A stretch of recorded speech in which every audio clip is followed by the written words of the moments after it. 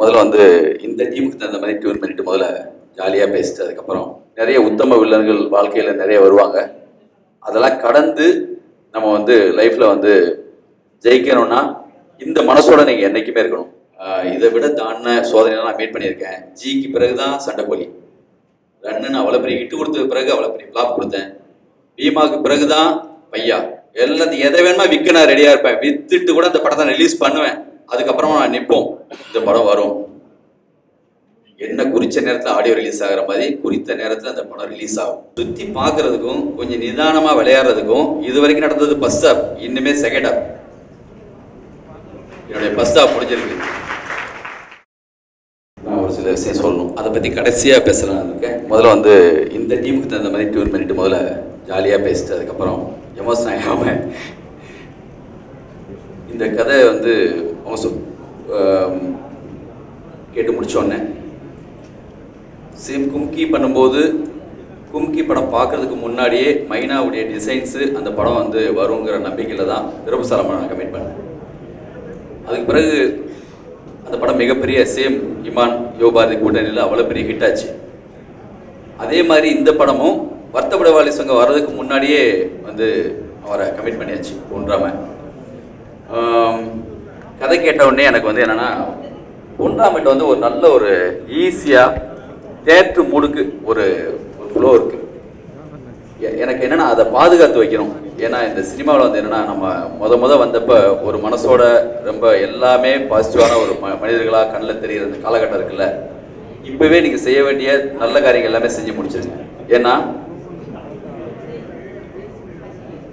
நிறைய உத்தம வில்லன்கள் வாழ்க்கையில் நிறைய வருவாங்க.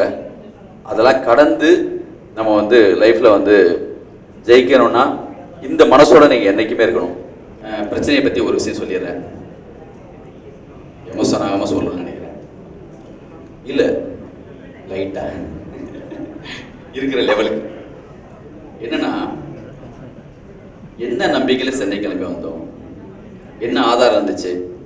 எங்கள் வீட்டில் வந்து நான் வந்து 4-5 வருஷம் 6 வருஷம் 7 வருஷம் அப்படி போயிட்டே இருக்கப்போ, படம் பண்ணாதப்போ, அசிஸ்டண்டாக இருந்தப்போ எங்களுக்கு நெருக்கமான சொந்தத்தில் யார் நான் சொன்னால் கேட்பாங்களோ அவங்கள கரெக்டாக செட் பண்ணி வச்சுருப்பாங்க வீட்டில். பையன் வர்றான், அவனை கரெக்டாக பேசி நீங்கள் தான் கன்வின்ஸ் பண்ணணும்.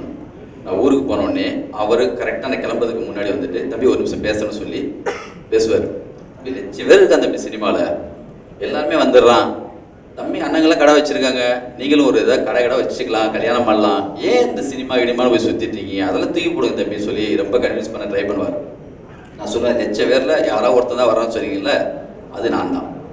நானும் போஸும் எங்கள் மளிகை கடைக்கு பின்னாடி ஆற்றுல படுத்துக்கிட்டு அப்படியே வந்து வெட்ட வெளியே வானத்தை பார்த்துக்கிட்டு அவன் ஒரு டைட்டில் சொல்லுவான், நான் கதை சொல்லுவேன். சினிமா பைத்தியமாக சுற்றுவோம். தேட்டராக படம் பார்க்கறது மட்டும்தான் வேலையாக இருப்போம். 2 பேரும் ஏதோ சின்ன பசங்க, ஏதோ சின்ன அடிமட்டன்னா ஒரு குக்கிராமத்துலேருந்து கிளம்பி வந்து 4 பேர் படுக்கிறது கூட ஒரு இடம் இல்லாத ஒரு இடத்துலேருந்து வந்து கிளம்பி வந்து ஒரு படம் டேரக்ட் பண்ணி அவங்களே ப்ரொடியூசர் ஆகி டிஸ்ட்ரிபியூட்டர் ஆகி ஒரு 4 படம் ஒரு கம்பெனியில் நடக்கிற அளவுக்கு வந்திருக்காங்கன்னு சொன்னால், இது வந்து என்னென்னா, இது ஒரு ட்ரீமியான ஒரு உலகம். சும்மா ஒரு 40 கோடியோ 30 கோடியோ 10 கோடியோ நம்மளை வந்து தீர்மானிச்சிடாது. கடன் வந்து நம்மளை எதுவுமே என்னைக்கு அசிச்சிடாது, அது மேட்ரே கிடையாது. ஓகே, ஒரு விஷயம் என்னென்னா, மஞ்சள் போட தான் போவேங்கிற மாதிரி கமெண்ட் எல்லாம் இருக்கு இல்லையா. இன்னும் அந்த உலகத்தை சாகிறப்ப எனக்கு மொத்தமாக என்ன எடுத்துகிட்டு போகிறோம், இன் வீடியோவில் நம்ம என்ன செஞ்சோம், எப்படி இருந்தோங்கிறது மட்டும்தான் முக்கியம். நான் எவ்வளோ நேர்மையாக இருக்கேன், எவ்வளோ உண்மையாக இருக்கேன், இன்னும் எவ்வளோ உழைக்க போகிறேன், இன்னும் நிறைய இருக்குது லைஃப்பில், இன்னும் எவ்வளோ தூரம் இருக்குது, கடந்து போக வேண்டிய பாதை எவ்வளோ இருக்குது. இதை விட தாண்டின சோதனைலாம் நான் மீட் பண்ணியிருக்கேன். ஜிக்கு பிறகு தான் சண்டைக்கோழி, ரன்னு அவ்வளோ பெரிய ஹிட்டு கொடுத்த பிறகு அவ்வளோ பெரிய ஃப்ளாப் கொடுத்தேன்.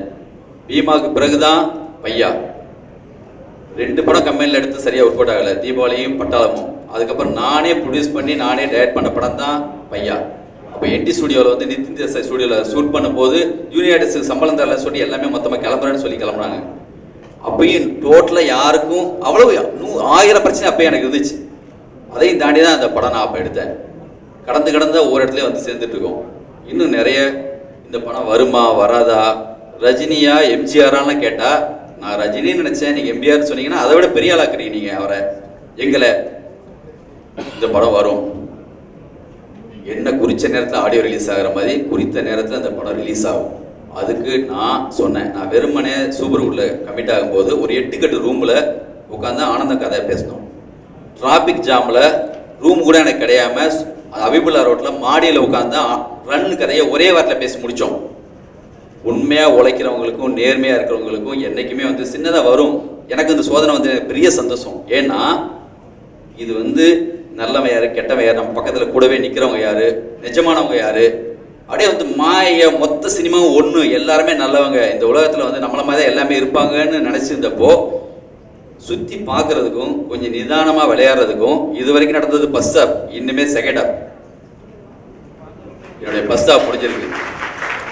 அப்படிதான் சண்டைக்கோழி பார்ட் 2 என் லைஃபுடைய பார்ட் 2, அதனால தான் கும்கி பார்ட் 2, அதனால தான் சதுரங்க வேட்டை பார்ட் 2, எல்லா பார்ட்டும் என் லைஃப்ல இப்பதான் ஸ்டார்ட் ஆகுது. பார்க்கலாம். மனசோட என் கூட என்ன காசு கொடுத்தனா கொடுக்கலையா, அசிஸ்டன்ட்டுக்கெல்லாம் பணம் வந்துச்சா வரலையா அப்படின்னு சொன்னாலும் இந்த படத்தோட எந்த வேலையும் நிறுத்தாம எனக்காக வேலை பார்த்த இந்த மொத்த டீமுக்கும் என் லைஃப் லாங் நான் மறக்க மாட்டேன். அவங்க எப்படி என் கூட நின்று இந்த மாதிரி வேலையை முடிச்சு கொடுத்தாங்களோ, சமுத்திரங்கள்லேருந்து ஆரம்பிச்சு எல்லாருக்கும் சொல்கிறேன், சிவாலேருந்து எல்லாருக்குமே சொல்கிறேன், அவங்க எப்படி இந்த வேலையை அவங்க வேலையை சரியாக முடித்தாங்களோ அதே மாதிரி என்னுடைய கடமை. நான் வந்து சூப்பர், எனக்கு என்ன எல்லாத்தையும் எதை வேணுமா விற்க நான் ரெடியாக இருப்பேன், விற்றுட்டு கூட அந்த படத்தை ரிலீஸ் பண்ணுவேன், அதுக்கப்புறமா நான் நிற்போம். எனக்கு அந்த நம்பிக்கை கண்டிப்பாக இருக்குது. ஒரு படம் எவ்வளோ பெரிய கலெக்ட் பண்ணுமோ அது வந்து பண்ணும். நான் உங்களுக்கு கொடுத்த வாக்குறுதியை கண்டிப்பாக நான் நிறைவேற்றுறேன். நான் இந்த படத்தை அற்புதமாக கொண்டு போய் சேர்க்க வேண்டியது. நீங்கள் உங்கள் வேலையை மட்டும் கரெக்டாக முடிச்சு கொடுங்க. வேறு பக்கம் லெஃப்ட் ரைட் எவன் சொல்கிறதையும் கேட்காதீங்க. உண்மையாக நம்ம ஒர்க் பண்ணி பண்ணுவோம். கொடுத்து கட்டின மாதிரி போயிட்டே இருப்போம். இருக்குது பிரச்சனை, நான் சந்திக்காத பிரச்சனை கிடையாது. அதை மீண்டும் தான் ஒவ்வொரு முறையும் வந்திருக்கோம். இந்த முறையும் நிச்சயமாக வருவோம் உங்களுடைய எல்லாருடைய சப்போர்ட்டோட. நன்றி, வணக்கம்.